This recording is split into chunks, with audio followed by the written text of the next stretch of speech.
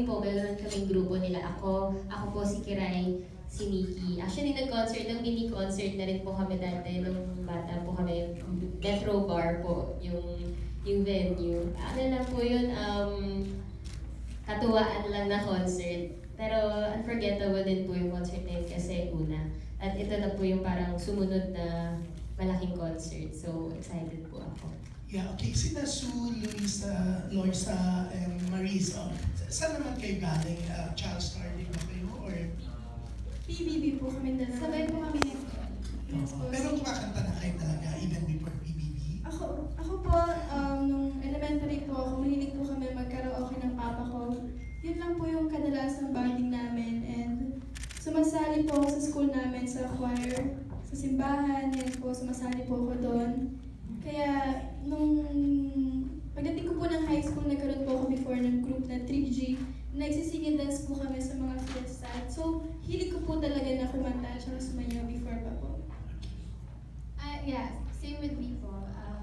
Lumaki ako na, pinalaki ako na pinapakanta sa harap ng tao. And musically inclined po yung family ko. Bali kami, kumakanta talaga kami lahat. And nagko-choir. Yun po yung background ko sa music. Hi po, so ako naman po, I started singing when I was really young, pero I wasn't in the entertainment industry as early as freestyle was. I started out 2010, I auditioned for Star Magic. Singing po talaga yung ano, pero mas nabigyan po ako ng maraming breaks in acting. That's why recently ko na lang po nalabas yung singing side ko. Oh, sina Loisa and Maris, BFFs kayo sa ASAM? Yes po. So ito, yung For a Kind, malabo ba itong maging grupo? Since kayo, kasama kayo sa BFFs? Hindi po namin alam. Pero dati po kasi wala pa pong BFFs.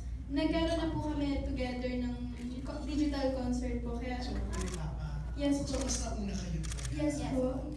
So, pwede pa rin na maging group talaga, maging official group ng For a Kind? Hindi po namin alam. Kasi sila po yung nagdi-decide kung saan po kami dala.